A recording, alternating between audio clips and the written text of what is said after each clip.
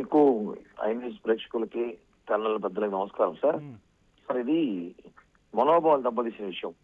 ఆషామాషిగా ఏదో మనం పట్టుకొచ్చినామా లోపలేసినామా అని కాదు. దీని మీద ఒక కరెక్ట్ నివేదిక తీసుకొని కరెక్ట్ గా అప్పటికే టీటీడీ ఉద్యోగస్తులు ఎవరైతే టీటీడీ ఉద్యోగస్తులు వాళ్ళ స్థాయిలో వాళ్ళు చేస్తారో వాళ్ళు ఆల్రెడీ చాలా మంది జైలుకి వెళ్ళారు. దీంట్లో A1 A2 చాలా మంది జైలు శిక్ష అనుభవించి బెయిల్ తీసుకుని బయటకు వచ్చారు.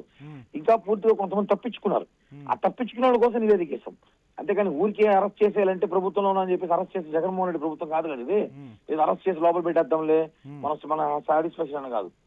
వాస్తవాలు తెలుసుకోవాలి. పబ్లిక్ కూడా చూస్తున్నారు. మీ ప్రభుత్వంలో మాత్రం అధికారులను సస్పెండ్ చేసిన పరిస్థితే కానీ ఎప్పుడు కూడా అప్పుడున్న అధికారుల మీద చర్యలు తీసుకున్నారు తప్ప అప్పుడున్న పాలకుల మీద ఎక్కడ చర్యలు తీసుకోలేదు కదా మరి మీరు. సార్ ఒకటే అండి, ఇందాక చెప్పాం కదా, ఇది సెంటిమెంట్ ఇష్యూ సార్. టీటీడీ సంబంధించిన సెంటిమెంట్ ఇష్యూ. ఎలా పడితే అలా నిర్ణయాలు తీసుకుని కుదరదు. ఎందుకంటే ఇప్పుడు కమిటీ వేస్తాం. ఈ కమిటీ ఏం తెలుసు చూడాలి. గతంలో కూడా ఇప్పుడు ఎవరైతే కల్తీని చేశారో అప్పట్లో ఆ సుబ్రహ్మణ్యం రెడ్డి, ఆ రెడ్డి, ఇంకా మన వైవి సుబ్బారెడ్డి, పిఏ గారి వీళ్ళను అరెస్ట్ చేశాం. అలా జైలుకి వెళ్ళి వచ్చారు.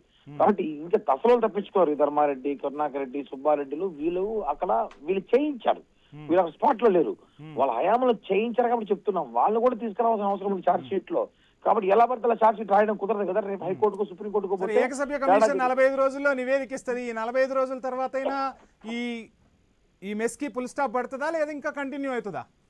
సార్ ఒకటే అండి, భగవంతునికి సంబంధించిన విషయం. ఫుల్ స్టాప్ పడాలని మేము అందరూ కోరుకుంటున్నాం.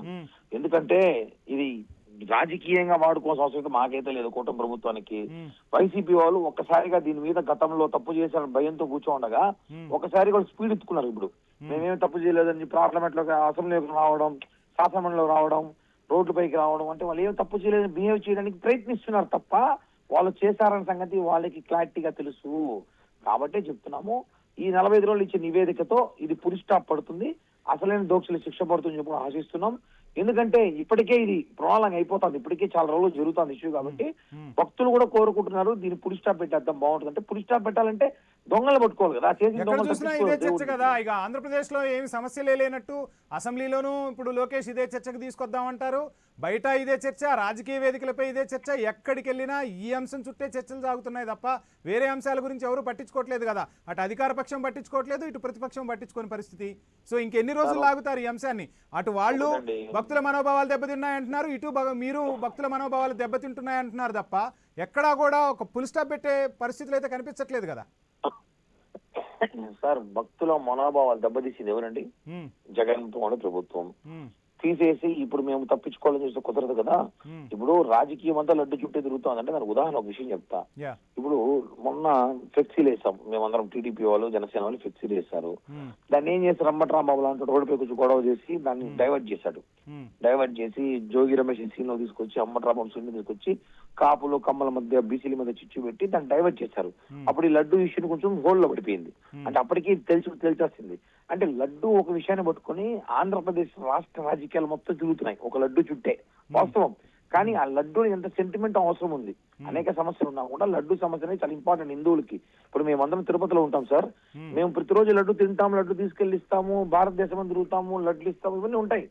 కాబట్టి మా లాంటి కొంచెం ఇప్పుడు అడిగే వాళ్ళు కూడా లడ్డు తీసుకెళ్లి ఇచ్చే వాళ్ళు కూడా ఏమనిపిస్తుంది అంటే, ఏందా పాత లడ్ల కొత్త లడ్లు అడుగుతున్నారు. అంటే గతంలో లడ్డిస్తే శ్రీవారి ప్రసాదాన్ని కళ్ళకత్తు తినేవాళ్ళు.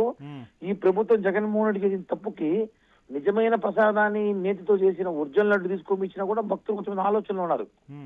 ఎలా మాట్లాడతారంటే ఇది ఒరిజినల్ లడ్డు, డూప్లికేట్ లడ్డు అనే వాళ్ళగా మాట్లాడతారు. అసలు జనాలను భక్తులు మర్చిపోయేటట్టు అసలు మీరు ప్రవర్తించట్లేదు కదా. ఎక్కడికక్కడ అదే అంశాన్ని తవ్వుకుంటూ పోతున్నారు కదా.